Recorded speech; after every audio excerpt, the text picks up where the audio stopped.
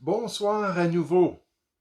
Parlons ce soir de la prophétie en ce mardi soir 11 août 2020. Et oui, c'est bien mardi soir à 19h. Malheureusement, le fichier sur lequel j'ai fait ce montage-là, je l'ai égaré. Donc, je l'ai cherché puis je ne le trouvais pas. Donc, ça va être lundi soir, jeudi soir, lundi soir, vendredi soir aussi. Mais vous comprenez que ça va être ces soirées-là. Donc, bonsoir à tous. Je suis content que vous preniez ce temps maintenant pour considérer un sujet très important dans la parole de Dieu. À peu près 25% des Écritures, un quart de la révélation biblique a été donné avec un aspect prophétique, un aspect où Dieu révélait des événements, soit des événements d'actualité à leur époque, ou des événements à court terme, moyen terme et même à long terme, très long terme. Et Dieu a donné tous ces détails-là pour l'édification de son peuple, pour diriger aussi son peuple. Mais ce soir, j'aimerais juste vous présenter quelques autres ressources que le Bon Berger offre pour vous aider à comprendre ce sujet important. Comme par exemple, il offre un petit vidéo sur 10 faits concernant la fin du monde. 10 réalités que Dieu révèle dans les Écritures concernant la fin du règne de l'homme sur la terre. Parce qu'évidemment, la Bible nous dit que la terre et l'univers vont être roulés comme un vêtement usé. Et ensuite, Dieu va créer des nouveaux cieux, une nouvelle terre. Donc, il n'y a pas une fin absolue de toute chose, mais la fin du règne de l'homme tel qu'on le connaît depuis des millénaires. Et Dieu nous donne des faits concernant cette fin de ce règne. Donc, c'est une ressource, ça prend juste quelques minutes, écouter cela, et ça donne un bon survol. Ça se trouve encore sur notre Facebook et je crois aussi sur lebonberger.info. Ensuite, une autre vidéo qui a été faite avec la même approche, 10 faits sur le nouvel ordre mondial. Ça, on devra en parler peut-être jeudi soir. Du nouvel ordre mondial ou la bataille d'Armageddon, on va voir. On va déterminer lequel qu'on veut aborder à ce moment-là, si ça n'a pas déjà été abordé dans les questions des gens. Mais donc, 10 faits concernant cette structure-là mondiale que Dieu révèle concernant les nations du monde, concernant le peuple d'Israël et concernant le règne de cet antéchrist, ce grand empereur des derniers temps. Et une autre ressource aussi, c'est 10 faits, encore une fois, mais cette fois-là sur l'antéchrist lui-même. Donc, donnant encore des informations concernant ce grand héros des derniers temps. Il sera un génie politique. Il sera un génie religieux. Il sera un génie militaire pour rassembler le cœur des nations, nécessairement avec la puissance de Satan derrière lui, avec tous ses prodiges, ses signes, ses miracles mensongers qui vont l'accompagner, et cet esprit aussi qui va être envoyé d'après 2 Thessaloniciens, chapitre 2 et au verset 11, une puissance d'égarement. Au lieu d'être le Saint-Esprit qui vient convaincre le cœur des hommes, ça va être une puissance d'égarement pendant la période de tribulation pour amener les gens à croire aux mensonges. Et ça semble pas tellement difficile de croire aux mensonges parce que beaucoup de gens dans notre société aujourd'hui, sans même cette puissance d'égarement-là, préfèrent croire aux mensonges, préfèrent s'attacher aux ténèbres plutôt que se tourner vers la lumière. Donc, j'aimerais vous demander ce soir, est-ce qu'il y a quelqu'un qui aurait une question particulière qu'il aurait à cœur, un aspect de la prophétie biblique qu'il aimerait qu'on puisse discuter avant de regarder ce que j'aimerais vous proposer ce soir? Mais s'il y a quelque chose que vous avez à cœur, faites-le moi savoir. Peut-être qu'il y a quelques personnes qui pourraient juste dire « Allô, pasteur, on est là », juste pour encore une fois m'aider à voir que le système fonctionne et que je peux avoir une interaction, que vous êtes en mesure de communiquer avec moi.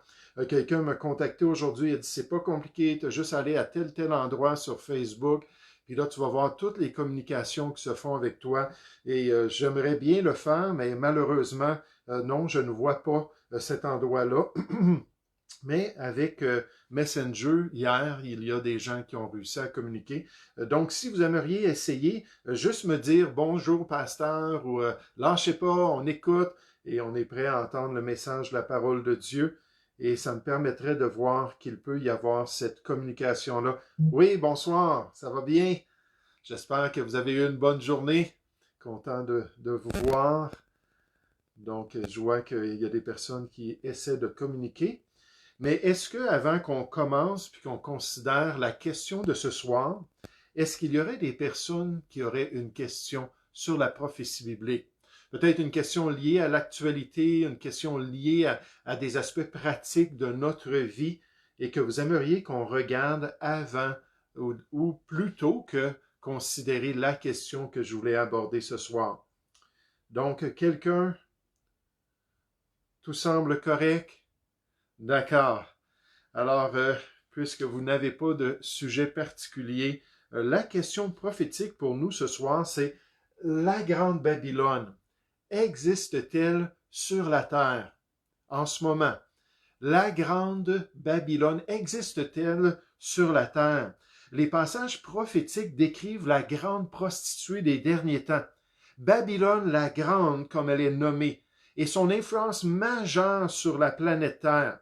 J'aimerais qu'on puisse regarder ensemble quelques caractéristiques de cette femme infidèle pour mieux nous orienter et essayer d'identifier est-ce qu'elle existe déjà sur la Terre, est-ce qu'elle existait dans le passé et est-ce qu'elle existe aujourd'hui et comment est-ce qu'on peut l'identifier. Mais j'aimerais juste vous montrer quelques caractéristiques et il va falloir tourner dans nos Bibles pour les regarder. Puis j'aimerais vous encourager à tourner dans le livre de l'Apocalypse au chapitre 17. Il y a quelques références à Babylone la Grande dans les Écritures, surtout dans le livre de l'Apocalypse chapitre 14. On en parle dans les chapitres 17 et 18 en détail. Donc, on va regarder ça pour voir les caractéristiques, puis nécessairement dans son jugement aussi. La déclaration de son jugement est faite dans différents passages. Mais regardez son influence internationale.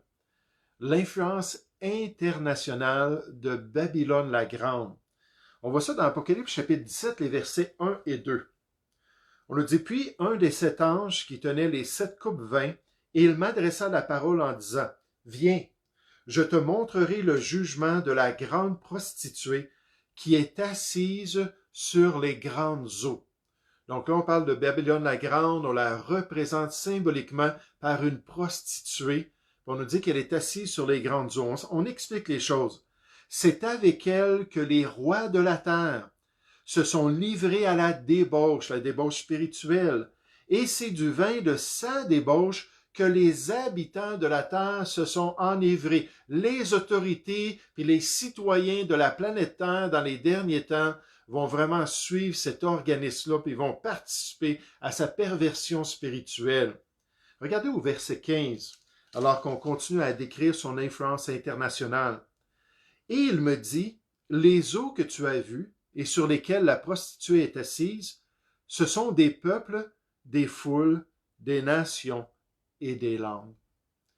Malgré tout le symbolisme qu'il y a dans les livres qu'on appelle apocalyptiques, il y en a 4 dans la parole de Dieu, malgré tout le symbolisme qui se trouve dans ces livres-là, la parole de Dieu nous explique toujours ce que ces symboles-là veulent dire. Au moins, il nous donne des informations supplémentaires dans certains passages qui nous aident à comprendre. Et là, on nous dit les grandes eaux, ce sont les peuples, les foules, les nations et les langues. Regardez dans le chapitre 18, verset 1. Après cela, je vis descendre du ciel un autre ange qui avait une grande autorité et la terre fut éclairée de sa gloire. Il cria d'une voix forte en disant, « Elle est tombée, Babylone la grande. Elle est devenue une habitation de démons, un repaire de tout esprit impur, un repaire de tout oiseau impur et odieux, parce que toutes les nations ont bu du vin de la fureur de sa débauche, que les rois de la terre se sont livrés avec elle à la débauche, et que les marchands de la terre se sont enrichis par la puissance de son luxe. Et au verset 9, on nous dit, « Et tous les rois de la terre, qui se sont livrés avec elle à la débauche et au luxe, pleureront et se lamenteront à cause d'elle quand ils verront la fumée de son embrasement. » Donc, c'est évident, pendant la période de la tribulation, c'est évident que ce sera une entité bien visible, la grande Babylone, puis à cette époque-là, elle aura une influence sur toutes les nations. Maintenant, une autre caractéristique, c'est son association avec le royaume des derniers temps, ou son association avec le grand empereur qu'on a décrit l'autre jour lorsqu'on a parlé du grand dirigeant des derniers temps. Revenez encore dans le chapitre 17 au verset 3, en parlant de la grande Babylone. « Il me transporta en esprit dans un désert, et je vis une femme assise sur une bête écarlate. Et le nom bête, c'est un des noms qui est utilisé dans Apocalypse chapitre 13 pour parler de l'Antéchrist. Le fils de la perdition est décrit comme une bête, avec un caractère vraiment là, sans conscience, puis sans moralité, puis prêt à être aussi dangereux qu'une bête féroce. Donc, elle était assise sur une bête écarlate, pleine de noms de blasphème, ayant 7 têtes et 10 cornes. Puis dans les versets 11 à 14, on n'ira pas voir cette bête-là, puis les 10 cornes, mais on nous parle de l'Antéchrist, qu'on va parler du nouvel ordre mondial.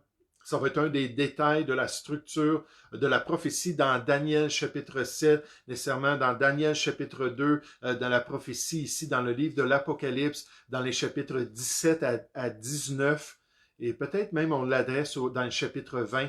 Mais cette question-là du grand empereur et de ses 10 subordonnés, les 10 rois qui vont être sous lui pour l'aider à diriger le monde pendant cette période de temps-là. Donc, on voit comment est-ce qu'elle va être liée avec l'Antéchrist, et liée avec son règne sur la terre.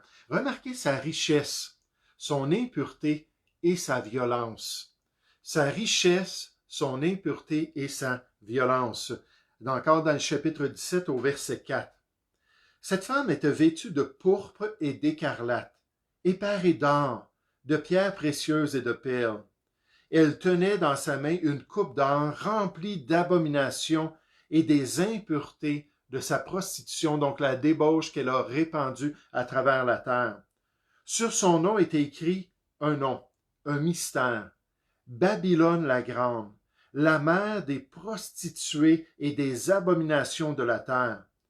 Je vis cette femme ivre du sang des saints et du sang des témoins de Jésus, et en la voyant, je fus saisi d'un grand étonnement. L'ange me dit, pourquoi t'étonnes-tu?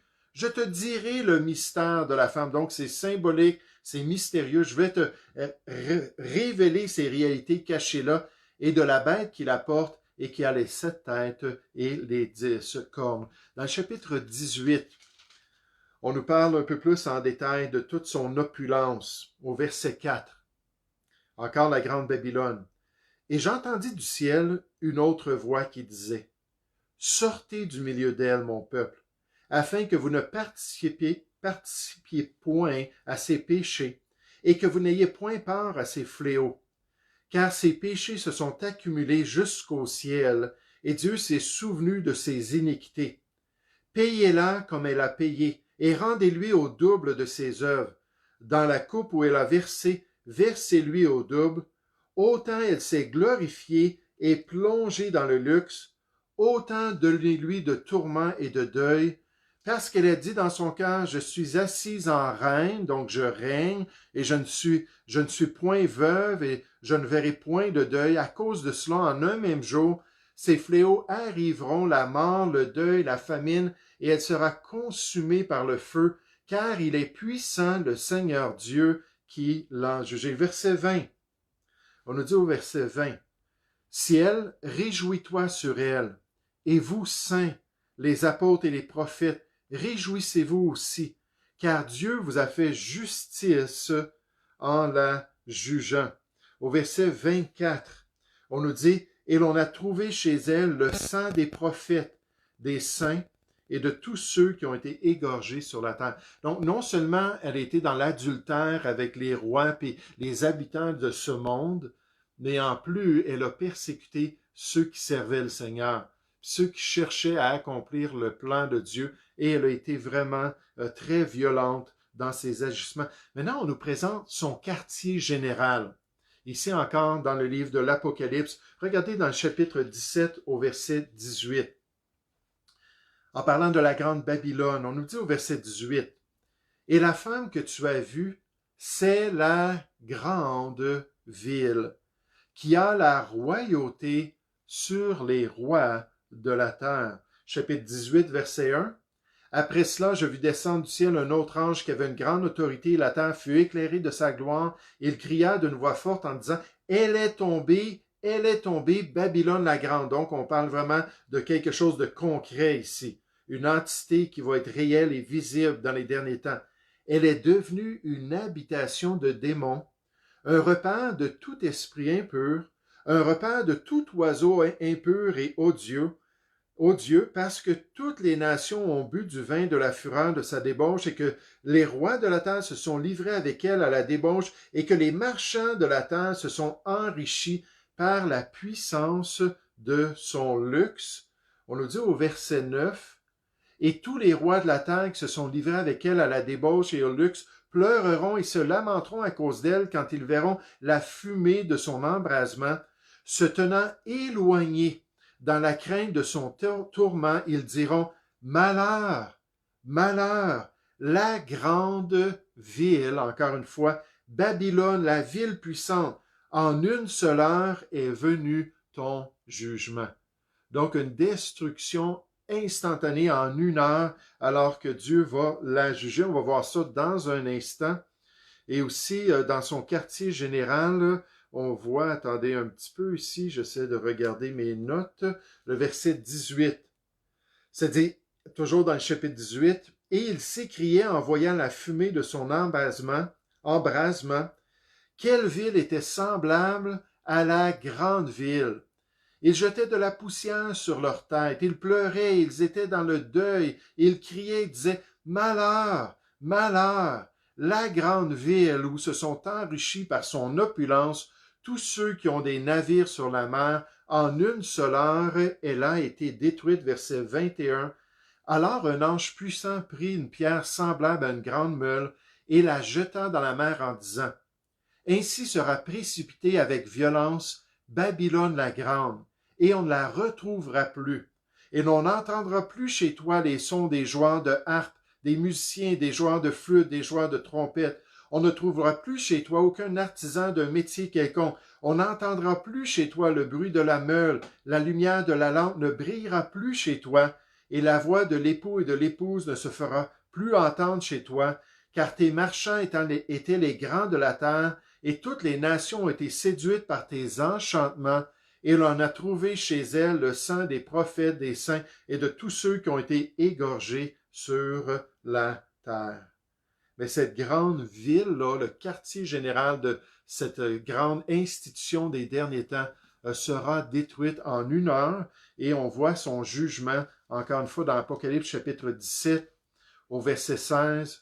On nous dit « Les 10 cornes que tu as vues et la bête haïront la prostituée. » Maintenant, la prostituée est sur la bête qui a 7 cornes et 7 têtes et 10 cornes. Là, tout à coup, on voit qu'ils se tournent contre elle. On nous dit, ils haïront la prostituée, la dépouilleront et la mettront à nu. Elles mangeront ses chairs et la consumeront par le feu. Car Dieu a mis dans leur cœur d'exécuter son dessein, un même dessein, et de donner leur royauté à la bête, jusqu'à ce que les paroles de Dieu soient accomplies. Et la femme que tu as vue, c'est la grande ville qui a la royauté sur les rois de la terre. Et dans le chapitre 18, on parle de son embrasement, on parle de sa destruction, et son quartier général, la grande ville, va être anéanti. Maintenant, pourquoi est-ce que les rois de la terre, ces 10 rois et la bête se tournent contre elle? Certains croient que cette grande Babylone-là va être utile pour l'établissement du règne de l'Antéchrist. Pendant les 3 premières années et demie, ça va être un élément qui va rassembler les nations avec une même perspective religieuse, une même perspective morale, puis elle va sembler régner sur le système. Puis après 3 ans et demi, mais l'Antéchrist étant qui il ne veut pas de compétition, il ne veut pas de co-gérant, puis il va tout simplement se tourner contre cette institution-là pour recevoir toute la royauté qu'elle avait, tout son luxe, et pour pouvoir avoir une entière puissance pendant les 3 dernières années et demie, alors qu'il va montrer ses vraies couleurs. Est-ce que vous avez des questions concernant ce qu'on a vu? On a vu son influence internationale, son association avec l'Antéchrist, on a vu sa richesse, son impureté, sa violence meurtrière, son quartier général dans les derniers temps, une ville particulière et son jugement. Avant de considérer cette question-là, est-ce que la grande Babylone existe aujourd'hui sur la terre? J'aimerais juste savoir si vous avez des questions. Avez-vous des commentaires peut-être? Ou est-ce qu'il y a quelque chose qui a attiré votre attention? Bien souvent, lorsqu'on parle de la Grande Babylone, puis qu'on mentionne un quartier général ou une ville, là, il y a des gens qui vont tout de suite là, souligner des croyances qui étaient populaires dans l'histoire chrétienne. Des croyances concernant qui était cette Grande Babylone-là. Est-ce que vous avez ça à l'esprit? Est-ce qu'il y a une question qui vous vient à cœur concernant cela? Je vous donne juste quelques instants, et sinon, mais là, on va répondre à cette question-là. Est-ce que la Grande Babylone existe aujourd'hui? Donc, pas de questions? Vous êtes certain? OK, parfait. Donc, la Grande Babylone existe-t-elle aujourd'hui? Vous savez, là, on parle d'une entité visible dans les derniers temps. Moi, je pense que la Grande Babylone, ça va être la manifestation d'un mouvement spirituel qui va se concrétiser d'une manière universelle, qui va amener là une religion universelle, qui va amener une moralité universelle, qui va amener une perspective universelle sur la terre dans les derniers temps, mais que dans le fond, cet esprit-là, derrière cette apostasie, puis cette corruption spirituelle, cette impureté-là, a toujours accompagné l'homme sur la terre. Depuis la chute d'Adam et Ève, à partir de là, il y a toujours eu ce que la Bible nous appelle le mystère de l'iniquité dans 2 Thessaloniciens, chapitre 2. Donc, ce mystère-là, cette chose-là qui n'est pas visible, qui est invisible, mais qui est connue par Dieu, de cet esprit-là de rébellion qui a toujours agi. Et dans toutes les fausses religions de l'histoire, dans toutes les rébellions contre le plan de Dieu, dans toutes les perversions et les déviations populaires de la volonté de Dieu, on voit qu'il y avait cet esprit-là qui agissait. Dans Apocalypse 17, au verset 5, on l'a vu il y a un instant, on nous dit que la Grande Babylone, en fait, c'est la mère des prostituées et des abominations de la terre. Donc, c'est cet esprit-là qui a toujours été là pour pousser l'être humain à faire le mal et à se détourner de la volonté de Dieu. Ce même esprit-là, ce grand tentateur qu'on nous dit dans Apocalypse 12, 9, qui séduit toute la terre. Et on le voit se manifester dans Genèse chapitre 3, n'est-ce pas? Et qui vient parler à Adam et Ève, et qui vient leur demander de désobéir à Dieu, de se détourner du plan et de la volonté de Dieu. Et tout ce mouvement-là spirituel, on les appelle les principautés, les esprits méchants dans les lieux célestes, toute cette force spirituelle-là qui agit dans l'invisible a toujours existé et va se manifester dans cette grande Babylone-là dans les derniers temps. Regardez avec moi dans Éphésiens chapitre 2. Éphésiens chapitre 2, au verset 1. Éphésiens chapitre 2, au verset 1. Ça dit, vous étiez morts, spirituellement nécessairement. Le mot mort, ça veut dire séparé. Avant d'être sauvés, il y avait un mur de séparation entre nous et notre Dieu. Et ce mur de séparation-là, c'était nos péchés, nos offenses. Donc, on nous dit, vous étiez morts par vos offenses et par vos péchés, dans lesquels vous marchiez autrefois, c'était votre style de vie. Selon le train de ce monde, la direction du monde, le monde inconverti, selon le prince de la puissance de l'air, l'esprit qui agit maintenant dans les fils de la rébellion et qui va se concrétiser dans les derniers temps par une grande entité, la grande Babylone dans une ville particulière qui va influencer tous les royaumes de la terre. Et dit, nous tous aussi, nous étions de leur nombre avant d'être sauvés, nous vivions autrefois selon les convoitises de notre chair, accomplissant les volontés de la chair et de nos pensées, nous étions par nature des enfants de colère comme les autres, mais Dieu, qui est riche en miséricorde. Donc, il y a toujours eu cet esprit-là, il y a toujours eu cette poussée-là pour détourner l'homme de la volonté de Dieu. Et pendant la tribulation, alors que ça va être le diable qui va être le Dieu de ce monde et l'Antéchrist qui va être le Christ des nations, et alors que les ténèbres vont être complètes sur la terre, mais cette rébellion spirituelle-là, cette séduction va se manifester clairement aux yeux de toutes les nations par une entité maléfique qui va avoir un règne sur la terre pendant un certain temps, une grande religion mondiale des derniers temps. Regardez avec moi une influence internationale après la chute de l'homme, dans Genèse chapitre 6, qui a amené la destruction de la race humaine, du moins de cette génération. Et Dieu a permis le salut ou la délivrance de Noé et de sa famille. Noé était juste aux yeux de Dieu et Dieu lui a donné la responsabilité de construire une arche, puis ensuite d'amener les restes de l'humanité, d'amener les restes aussi des animaux dans l'arche pour pouvoir recommencer à zéro. On nous dit dans Genèse chapitre 6 au verset 5. Donc ça, c'est après la chute de l'être humain, alors que la terre a commencé à se remplir d'êtres humains. On nous dit, l'Éternel vit que la méchanceté des hommes était grande sur la terre, et que toutes les pensées de leur cœur se portaient chaque jour uniquement vers le mal. L'Éternel se repentit d'avoir fait l'homme sur la terre, et il fut affligé en son cœur. Et l'Éternel dit, j'exterminerai de la face de la terre l'homme que j'ai créé, depuis l'homme jusqu'au bétail, aux reptiles et aux oiseaux du ciel, car je me repens de les avoir fait. Verset 11, la terre était corrompue devant Dieu. La terre était pleine de violence.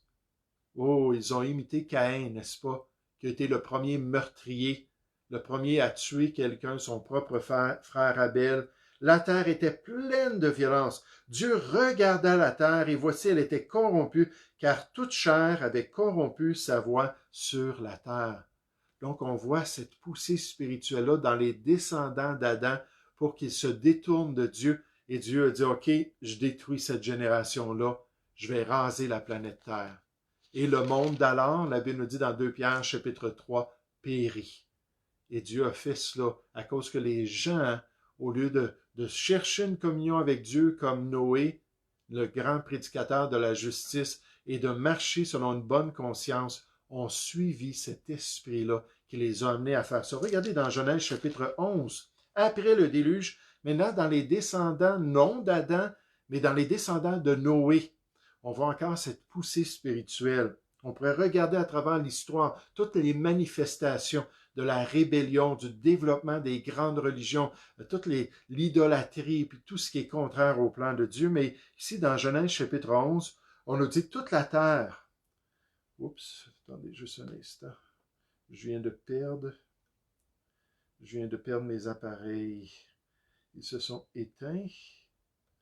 Donc, toute la terre, on nous dit, était d'une seule langue et les mêmes mots, les descendants qui sont arrivés avec cette même langue-là, les descendants de Noé.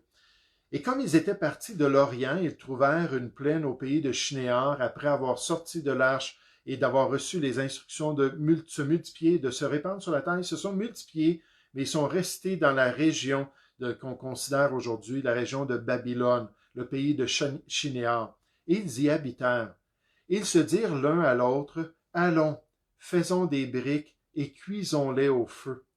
Et la brique leur servit de pierre, et le bitume leur servit de ciment. Et ils dirent encore, allons, bâtissons-nous une ville et une tour dont le sommet touche au ciel, et faisons-nous un nom, afin que nous ne soyons pas dispersés sur la face de toute la terre. Donc l'humanité s'est unie ensemble avec un esprit de rébellion, un esprit de résistance, l'impiété qui est venue dans leur cœur pour ne pas accomplir le plan de Dieu. L'Éternel, verset 5, descendit pour voir la ville et la tour que bâtissaient les fils de l'homme. Et l'Éternel dit, voici, ils forment un seul peuple et ont tous une même langue. Et c'est lorsqu'ils ont entrepris maintenant, rien ne les empêcherait de faire tout ce qu'ils auraient projeté. Si Dieu n'était intervenu pour diviser l'être humain, l'unité dans la rébellion, ça n'amène rien de bien. C'est ce qui est tellement tragique lorsqu'on voit l'unification du monde en ce moment, avec l'OMS, puis avec l'ONU, puis avec les différents organismes financiers internationaux. Puis on parle en 2021 d'établir une nouvelle devise, de rejeter la devise américaine, puis établir une nouvelle devise, puis repartir à zéro en donnant une équité à toutes les nations. Les nations les plus riches vont être appauvries pour que les nations pauvres du tiers-monde puissent être enrichies et que tout le monde soit égaux. Puis il y a toute cette unification-là, cet esprit-là de venir ensemble et faire ce qu'on veut, mais tout d'une manière indépendante de Dieu. Juste l'ONU, c'est un organisme qui est basé sur l'homme, l'humanisme, la confiance dans l'homme, plutôt que Dieu. Mais là, on voit ici que c'est ce qu'ils ont fait. Alors, verset 17, on dit « Allons, descendons, et leur confondons leur langue, afin qu'ils n'entendent plus la langue les uns des autres. Et l'Éternel les dispersa loin de là sur la face de toute la terre. Ils cessèrent de bâtir la ville. C'est pourquoi on l'appela du nom de Babel. » Dans l'hébreu et dans l'araméen, Babel et Babylone, c'est la même chose. Avant la période des Massorètes du 7e au 10e siècle de notre ère, il n'y avait pas de petits symboles pour faire les voyelles, les 5 sons de voyelles, chomo, choma, chomé, choumou et chomé qu'il y a en grec, en hébreu. Et donc, c'était juste des consonnes. Et Babel et Babylone, c'est la même chose. Et d'ailleurs, la ville de Babylone et l'empire babylonien vient de cette région-là de Shinéar. Puis là, on nous parle de la grande Babylone, mais cet esprit-là de Babylone était déjà agissant après le déluge. Car c'est là que l'Éternel confondit le langage de toute la terre, et c'est de là que l'Éternel les dispersa sur la face de toute la terre. Et à travers l'histoire, on voit la corruption, on voit la décadence, puis on voit nécessairement des Sodome et Gomorrhe, puis toutes sortes de peuples qui étaient contraires à la volonté de Dieu. Donc, est-ce que la Grande Babylone est une entité actuelle qui règne sur les nations du monde? Moi, j'oserais dire que non. Certains ne seront pas d'accord avec moi. Ça me surprend que personne ne le mentionne, parce que les réformateurs regardaient cette description-là et ils voyaient le catholicisme. Ils voyaient Babylone comme représentant Rome, parce que dans Apocalypse chapitre 17, on nous mentionne que Rome, pas Rome, mais que la ville est construite sur 7 collines. Puis Rome, c'est une des villes de l'Antiquité qui était connue comme étant construite sur 7 collines, comme Jérusalem était construite sur 5 collines. On l'appelait la ville aux 5 collines. Mais là, Rome était sur 7 collines. Et à travers l'histoire, les Juifs ont toujours considéré que c'était Babylone à Shinéar. Lorsqu'ils regardaient ces informations-là, c'est ce qu'ils pensaient. Parce que pour eux, c'était la Babylone de leur histoire. Mais on ne peut pas être concluant. Puis certainement, si c'est à Rome, mais ça ne veut pas dire que ça va être exactement le catholicisme. Il va y avoir une transformation entière et nécessairement Jésus-Christ et la parole de Dieu n'auront plus rien à faire dans tout cela et la papauté ne sera plus au pouvoir. Et peut-être ça sera dans la ville de Rome, on ne le sait pas, mais le quartier général, ça va être quelque part et les habitants de ce monde, comme la Sainte Église catholique romaine, c'est effectivement rempli de richesses et d'opulence et même certaines des caractéristiques sont très semblables à la papauté. Mais on ne peut pas s'arrêter avec ça parce que quelque chose de tellement plus grand. Des fois, les gens disent, oui, est-ce que c'est l'islam qui va venir conquérir la terre, établir l'Antéchrist? L'islam n'a rien à faire dans ses croyances, dans ses pratiques, avec la révélation des derniers temps. Les musulmans n'adoreraient pas un homme, ils adoreraient seulement le seul vrai, le Dieu qu'ils considèrent comme étant le seul vrai Dieu. Donc, ça ne sera pas du tout ce qu'on voit aujourd'hui, malgré tout l'expansionnisme de l'islam. Mais ce système-là, dans les derniers temps. Est-ce que vous avez des questions? Là, je vois qu'il y a quelqu'un qui a posé une question. Je vais regarder cela tout de suite. Donc, la personne demande effectivement, le Vatican peut-il être là, la grande Babylone? Encore une fois, ce que je vous dis, c'est que peut-être que c'est la continuité de cet esprit-là. Parce qu'à travers nécessairement le Moyen Âge, 11e et 12e siècle, on parle de le summum de la puissance de l'Église catholique romaine, puis toute l'opulence, puis les richesses, puis ensuite le moment où ils ont commencé à construire la cathédrale de Saint-Pierre de Rome, puis de faire payer les gens pour des indulgences de pardon, puis toutes sortes de choses. Il y a énormément de richesses, d'opulence. Mais j'aimerais vous dire, ce ne sera pas le catholicisme qui va être ce système-là dans les derniers temps. Tout va être changé. Et si ça se fait à Rome, Dieu le sait. Nous, on n'a pas d'indication certaine. Il y a d'autres villes dans l'Antiquité qui étaient bâties sur cette colonne. Mais est-ce que c'est ce même esprit-là? Oui, c'est ce même esprit-là. Un esprit de corruption, un esprit d'idolâtrie, un esprit de se détourner du seul vrai Dieu et qui pousse une forme, on a vu ça dans 2 Timothée chapitre 3, une forme de piété, mais qui renie ce qui en fait la force, qui se détourne du salut qui se trouve en Jésus-Christ. Du salut seulement par Jésus-Christ, pas par des sacrements, des bonnes œuvres, par des efforts personnels, mais qui se trouve entièrement en Jésus-Christ. Donc, merci beaucoup pour cette question-là.